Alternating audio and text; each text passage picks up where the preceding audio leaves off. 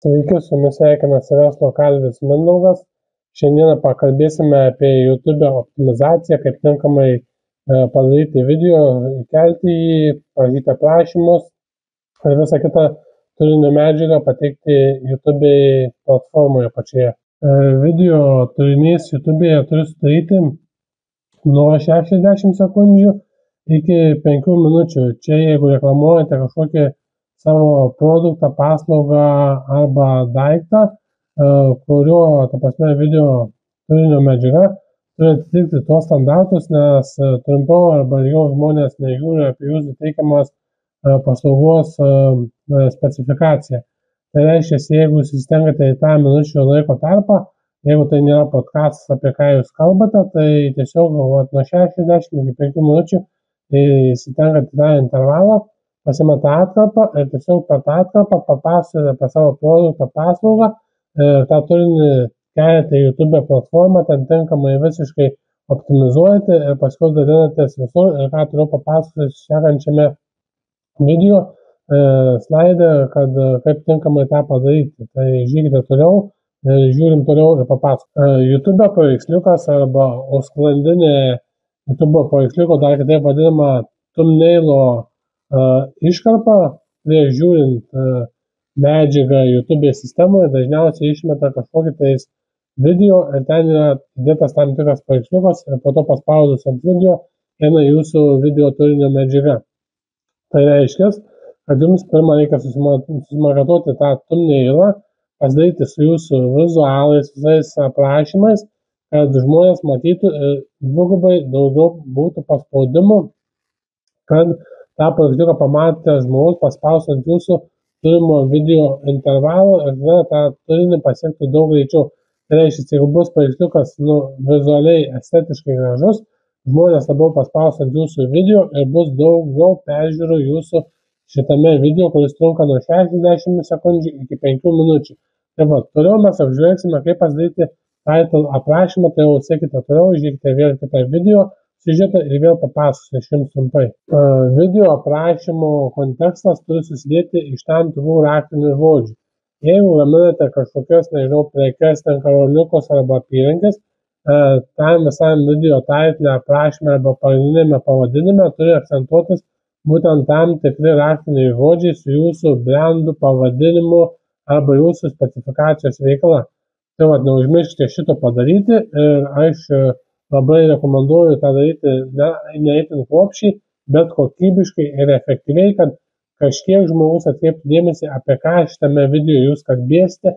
Jeigu yra kažkokie, nežinau, karoliukai apyrankės, įvardinkite karoliukai apyrankės, geriausia kaina, pirkite pigiausiai ir gaukite geriausią nuolaidą būtent ir dabar.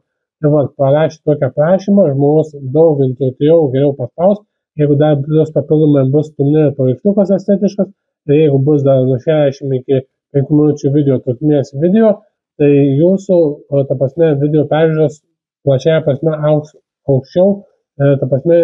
Toliau papasakosiu apie tai, kaip reikia parašyti konkretų ir glaustą aprašymą apie jūsų specifikaciją ir jūsų prekę. Tai žiūrėkite toliau. Dabar pakalbėsime apie tai, kaip padaryti konkretų aprašymą. Konkretus aprašymas jūsų video pardaviminio teksto gali būti labai konkretus arba labai specifiškas. Tai reiškia, jeigu labai konkrečiai rašote ir specifiškai, įvardykite tam tikras detalės labai griežtai, reguliariai tą darydami. Jeigu tai yra labiau išplėstinės apie kažkokią veiklą, kuris akcentuojamas kaip ten pramogos, dar kažkas, tai rašykite su hiperbolizacija ir juoko doze. Tai yra daug paprasčiau ir daug lengviau klientų supras, kurie specifinės prekės ir tai, ir kurie jūsų, tokie kaip labiau pramogų spektro, visi dalykai, tai žmogus paskaitęs tą aprašymą gali daug greičiau ir lengviau įsigyti jūsų prekę, tai nebijokite būti kūrybiški, lankščiai žiūrėkite į pačius tekstus, žiūrėkite labai specifiškai, bet pamatuotai, kad jūsų tekstai būtų kuo labiau arti pardaviminio teksto, bet nelabai sugludinti su pačiu pardavimu, žmogus nelabai matytų, kad tai yra pardaviminis tekstas, o kad tai yra jo problemos sprendimo raktas ir būdas. Dabar apžvelgsime apie pačius tagus ir raktinius žodžius pačiame video kontekste, kai yra įkeliamas video, padaromas aprašymas, įkeliamas title aprašymas, Žemiau ten yra YouTube tokie tagai, žyma arba raktiniai žodžiai, reikia įvardinti, ta prasme, paveikslą, paveiksliukai, ikonos, taip toliau, ta prasme, ką jūs parduodate arba ką pozicionuojate. Tai reiškia, jeigu jūs parduodate, ta prasme, detalės ir dalis, automobilio dalis ir panašiai, kad būtų 500 žodžių, ta prasme, kratinys, parašyta su tam tikrais raktiniais žodžiais, kad atitiktų jūsų specifikaciją. Tai ten įvardėt ir galite tos pačius raktinius žodžius naudoti vėl, bet YouTube sistema jumis aukščiau išmes, jeigu bus tie raktiniai žodžiai, tai automatiškai įvedus tam tikrą raktinį žodį į YouTube paieškos laukelį, jūsų video bus aukščiau negu kad kitų žmonių, kurie nėra parašę raktinius žodžius.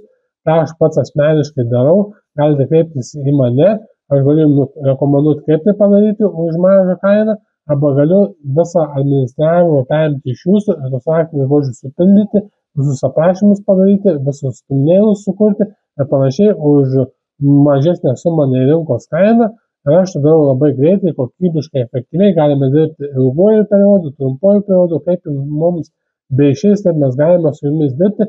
Jeigu turite kažkokių klausimų, klausite apie tos tagus, apie visus aprašymus, o kitame video papasakosiu, kaip reikia padaryti kuo didesnę sklaidą, kad tas jūsų video būtų kuo toliau pamatomas plačiaja prasme. Dabar, jeigu jūs turite tenais savo video formatų 60 arba 5 minučių kontentą, paveiksliukus visus, aprašymus, tagus ir taip toliau, jums dabar reikia šitą žinią paskleisti platų į pasaulį, tai reiškia, jums reikia turėti sklaidos kanalą, Facebooką, Instagramą arba kitą kokį nors sklaidos kanalą, kur galima būtų paskleisti šitą žinią. Tai reiškia, jūs galite pirkti mokamą reklamą Facebook'e, galite pirkti Instagram'e mokamą reklamą, galite pirkti TikTok'e mokamą reklamą, galite daryti tai visiškai nemokamai per grupės, galite dalinti su draugais, ta prasme, galite kelti savo asmeninės svetainės LT galūnę per Google SEO optimizaciją padaryti visus dalykus. Jūs jau turite konkretų, ta prasme, video sukurtą, sumontuotą ir paleisti į rinką, jūs kuo dažniau ir kuo efektyviau turite įkelti ir rodyti vėl per tam tikrus sklaidos kanalus. Gali būti per skelbimus, gali būti per Facebooką visas reklamas, per kuo plačia prasme jūs skleisit šią žinią apie save, tuo daugiau žmonių peržiūrės jūsų, ta prasme, video, tuo jūs greičiau išaugsit, ta prasme, daugiau klientų turėsit aukštesnėje perspektyvoje.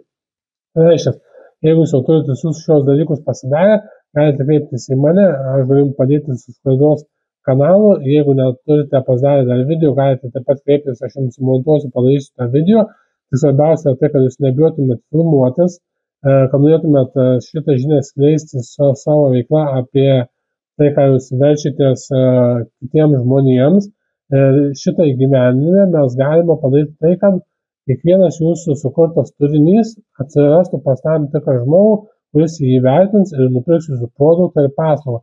Tai aš kaip verslo kalvis įsipareigoju jums daryti tokius trumpus video pamokančius. Jeigu turite bendrinių klausimų ar klausimų kažkokių tokių, galite į mane kreiptis, aš jums už papildomą mokestį suteiksiu konsultaciją. Jeigu norite, galite pasirinkti mano turimas paslaugas ir mes galime bendradarbiauti. Tai iš manęs buvo tiek. Per šitos trumpus video siužetus, kuriuos sukarpiau, sumontavau, sudėjau ir sulipdžiau šitą vieną vientisą video, aš jums rekomenduoju pažiūrėti visą šitą medžiagą 2-3 kartus, kad įsisąmonintumėt, kaip tai viskas veikia. Ir jeigu turite klausimų, būtinai rašykite man, aš jūsų lauksiu su jūsų klausimais. Su jumis buvo verslo kalvis Mindaugas ir laukiu jūsų klausimų.